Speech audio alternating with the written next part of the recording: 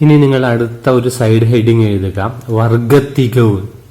വർഗത്തികവ് എന്ന side heading എഴുതിയ ശേഷം ഈ ചോദ്യം എഴുതാം. പച്ച നിറത്തിലൊരു സമചതുരവും അതേ ഉയരമുള്ള രണ്ട് മഞ്ഞ ചതുരങ്ങളും നീല നിറത്തിലൊരു ചെറു സമചതുരവും ചേർത്ത് വെച്ചിരിക്കുന്നു.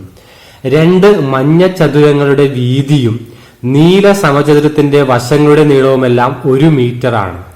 ചിത്രത്തിന്റെ ആകെ പരപ്പളവ് 100 ചതുരശ്ര മീറ്ററും ആയാൽ പച്ച സമചതുരത്തിന്റെ ഒരു വശത്തിന്റെ നീളം എന്ത്? നിങ്ങൾ ചോദ്യം എഴുതുമ്പോൾ അതിൽ നിറത്തിന് പകരം ഷെയ്ഡ് ചെയ്താലും മതി. ഷെയ്ഡ് ചെയ്ത എന്ന് പറഞ്ഞാലും മതി. വലിയ സമചതുരം, ചെറിയ സമചതുരം എന്നൊക്കെ പറഞ്ഞാൽ മതി. ഇതാണ് ചോദ്യം. ഇനി ഈ ചോദ്യം എങ്ങനെ ചെയ്തു നമുക്ക് നോക്കാം. നമ്മൾ ചോദ്യം എഴുതിയതിനു ശേഷം നമുക്ക് ആ ചിത്രം ഒന്നുകൂടി വരച്ചു നോക്കാം. ചിത്രം ഇതാണ്. ഇതായിരുന്നു പറഞ്ഞ ചിത്രം. ഒരു സമചതുരമുണ്ട്. ആ സമചതുരത്തിന്റെ വശമാണ് കണ്ടുപിടിക്കേണ്ടത്. അത് എക്സ് എന്ന് എടുക്കാം. സമചതുരത്തിന്റെ വശത്തിനെ എക്സ് എന്ന് എടുത്താൽ രണ്ട് ചതുരങ്ങളുണ്ട്. ആ ചതുരത്തിന്റെ നീളം എന്ന് പറയുന്നത് എന്തായിരിക്കും? എക്സ് ആയിരിക്കും. അപ്പൊ വീതിയോ? വീതി 1 മീറ്റർ ആണ്. അതേപോലെ രണ്ടാമത്തെ ചതുരത്തിന്റെ നീളം എന്ന് പറയുന്നത് എക്സും വീതി എന്ന് പറയുന്നതും 1 ആണ്. ഈ ചെറിയ സമചതുരം പറഞ്ഞാൽ ഈ ചെറിയ സമചതുരത്തിന്റെ വശം എന്ന് പറയുന്നത് 1 മീറ്റർ ആണ്, അല്ലെ? ആകെ പരപ്പളവാണ് എന്ത് പറയുന്നത്? 100 എന്ന് പറയുന്നത്. ഈ ചിത്രത്തിന്റെ ആകെ പരപ്പളവാണ് 100. ഇനി നമ്മൾ എന്ത് ചെയ്ത് നോക്കാം. സമചതുരത്തിന്റെ വശം എക്സ് ആയിട്ട് എടുക്കാം. സമചതുരത്തിന്റെ വശം എക്സ്. അങ്ങനെയാണെങ്കിൽ ചിത്രത്തിന്റെ ആകെ പരപ്പളവ് നമുക്കൊന്ന് കണ്ടു നോക്കാം. ഈ പച്ച നിറത്തിലുള്ള സമചതുരത്തിന്റെ പരപ്പളവ് എന്തായിരിക്കും? X square. കാരണം ഒരു വശം എക്സ് ആണല്ലോ. അപ്പോ എക്സ് സ്ക്വയർ ആണ് ഈ സമചതുരത്തിന്റെ പരപ്പളവ്. ഇനി ഈ മഞ്ഞ നിറത്തിലുള്ള ഈ ചതുരത്തിന്റെ പരപ്പളവ് എന്താണ്? ഒരു ചതുരത്തിന്റെ പരപ്പളവ് നീളം എക്സ് ആണ്, വീതി 1 ആണ്. അപ്പൊ പരപ്പളവ് എക്സ് ഗുണിക്കണം 1 എക്സ് എന്ന് എഴുതാം. അപ്പൊ രണ്ടാമത്തെ ചതുരത്തിന്റെ പരപ്പളവോ? അതും എക്സ് തന്നെയാണ്, X.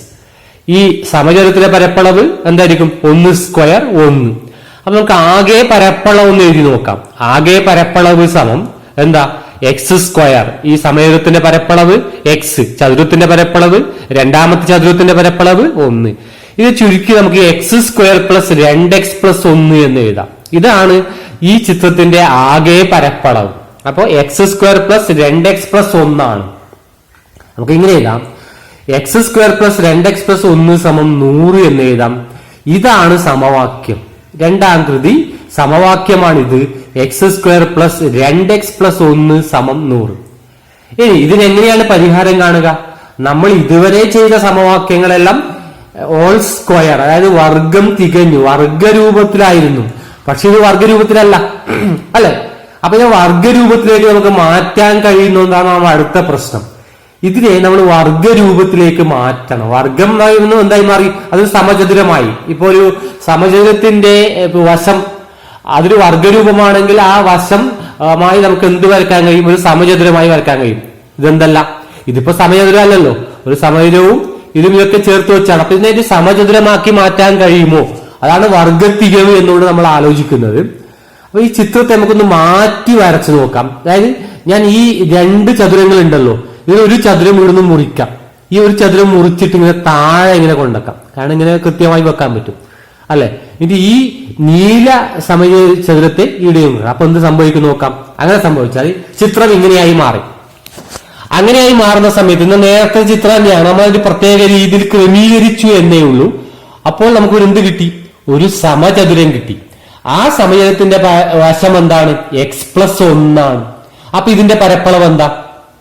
X plus 1 whole square. അപ്പൊ ഈ എക്സ് പ്ലസ് 1 ഹോൾ സ്ക്വയർ എന്താണ്?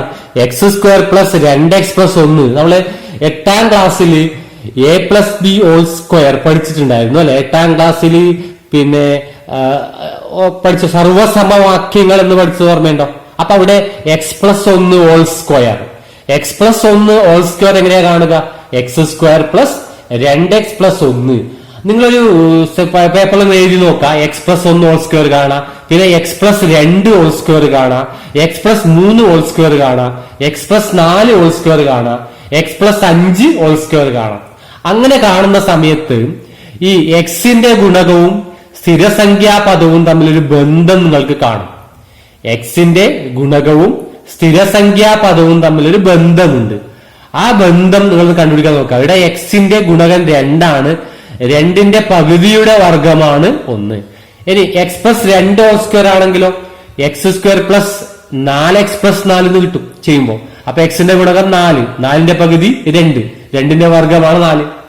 ഇനി എക്സ് പ്ലസ് 3 ഹോൾ സ്ക്വയർ ആണെങ്കിലോ X square plus 6x plus 9 അല്ലെ. അങ്ങനെ ചെയ്തു നോക്കുമ്പോൾ നിങ്ങൾക്ക് ആ രൂപത്തിൽ കിട്ടും. ആ ഒരു ബന്ധം മനസ്സിലാക്കുക. അപ്പൊ ഇവിടെ നമുക്ക് എന്തായി മാറി? ഇത് വർഗം ഇതൊരു വർഗമാണ് എന്ന് മനസ്സിലായി. ഞാൻ പറഞ്ഞു ഇങ്ങനെ ഒരു ബീജഗണിത വാചകം തന്നാൽ അത് വർഗരൂപത്തിലാണോ അല്ലയോ എന്ന് നോക്കാൻ എന്താക്കിയാൽ മതി? എക്സിന്റെ ഗുണകത്തിന്റെ പകുതിയുടെ വർഗമാണോ ഇവിടെ ഉള്ളത് നോക്കിയാൽ മതി. ആദ്യം എക്സ് സ്ക്വയർ ഉണ്ടാവണം. ആദ്യം എക്സ് സ്ക്വയർ, രണ്ടാമത്തെ എക്സ് ഉള്ള പദം, മൂന്നാമത്തെ പദം എന്ന് പറയുന്നത് എക്സിന്റെ ഗുണകത്തിന്റെ പകുതിയുടെ വർഗം. ഞാൻ ഒന്നുകൂടി ഓർമ്മിക്കുകയാണ്, നിങ്ങളെ മനസ്സിലുണ്ടാവണം. എക്സിന്റെ ഗുണകത്തിന്റെ പകുതിയുടെ വർഗം. ഇവിടെ എക്സിന്റെ ഗുണകം എത്ര? 2. 2ന്റെ പകുതി എത്ര? 1. 1ന്റെ വർഗം 1 തന്നെയാണ് അല്ലെ. ഇനി നമ്മൾ അടുത്ത സ്റ്റെപ്പ് അപ്പൊ ഇങ്ങനെ എഴുതാം. എക്സ് പ്ലസ് 1 ഹോൾ സ്ക്വയർ സമം 100 എന്ന് പറയാം. എക്സ് പ്ലസ് 1 ഹോൾ സ്ക്വയർ സമം 100 ഇതിപ്പോ വർഗം തികഞ്ഞു. ഇപ്പൊ ഈ രൂപത്തിൽ നമ്മൾ എന്താക്കി മാറ്റി? വർഗരൂപത്തിലേക്ക് മാറ്റി. ഇതാണ് നമ്മൾ നേരത്തെ സൈഡ് ഹെഡിങ് എഴുതിയ വർഗത്തികവ്. അതായത് ചില രൂപങ്ങൾ എന്താവണമെന്നില്ല, വർഗരൂപത്തിലാവണമെന്നില്ല. അപ്പോൾ നമ്മൾ എന്താക്കി മാറ്റും? അതിനെ വർഗരൂപത്തിലേക്കാക്കി മാറ്റും. പക്ഷെ ഇവിടെ വർഗരൂപം ആയിരുന്നു. ചിലപ്പോൾ എന്താവാം, ഇവിടെ 5 മറ്റാണെങ്കിൽ നമ്മൾ എന്തായി മാറ്റും? ആ സംഖ്യയെ എന്തിലേക്ക് മാറ്റണം? ആ രൂപത്തിലേക്ക് മാറ്റി എഴുതും. ചിലപ്പോൾ ചില സംഖ്യകൾ കൂട്ടേണ്ടി വരും, ചിലപ്പോൾ ചില സംഖ്യകൾ കുറയ്ക്കേണ്ടി വരും. അങ്ങനെയൊക്കെ ചെയ്ത് നമ്മൾ എന്ത് ചെയ്യുന്നു? അതിനെ വർഗരൂപത്തിലേക്ക് മാറ്റുന്നു. അങ്ങനെ വർഗരൂപത്തിലേക്ക് മാറ്റിക്കഴിഞ്ഞാൽ എക്സ് പ്ലസ് 1 ഹോൾ സ്ക്വയർ സമം 100. അപ്പൊ അടുത്ത സ്റ്റെപ്പ് എന്താ? നമ്മൾ നേരത്തെ പഠിച്ചാണ്. അടുത്ത സ്റ്റെപ്പ് പറയും എല്ലാവരും. എക്സ് പ്ലസ് 1 ഹോൾ സ്ക്വയർ സമമാണ് 100. അപ്പൊ അടുത്ത സ്റ്റെപ്പ് പറയൂ.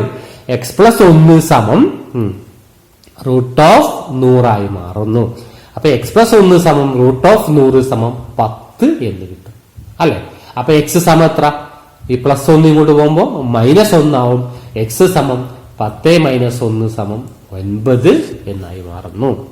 അപ്പൊ ആദ്യത്തെ സമചതുരത്തിന്റെ വശം എന്ന് പറയുന്നത് 9 ആണ് വശം. അപ്പൊ ഇതിന്റെ പരപ്പളവ് എത്രയും അറിയും? 9 സ്ക്വയർ 81 ആവും. ഇതിന്റെ പരപ്പളവ് 9 × 1 9. ഇതിന്റെ പരപ്പളവ് 9, ഇതിന്റെ പരപ്പളവ് 1. അപ്പൊ 81 9 90 90 99 1 100. അപ്പൊ ആകെ പരപ്പളവ് 100. ശരിയാണ്. അപ്പോ സമചതുരത്തിന്റെ വശം എന്ന് പറയുന്നത് 9 സെന്റിമീറ്റർ അല്ല, ഇത് മീറ്റർ ആണ് അളവ് തന്നിരിക്കുന്നത്. അപ്പോൾ മീറ്ററേക്ക് മാറ്റുക. സമചതുരത്തിന്റെ വശം എന്ന് പറയുന്നത് 9 ആയി മാറുന്നു.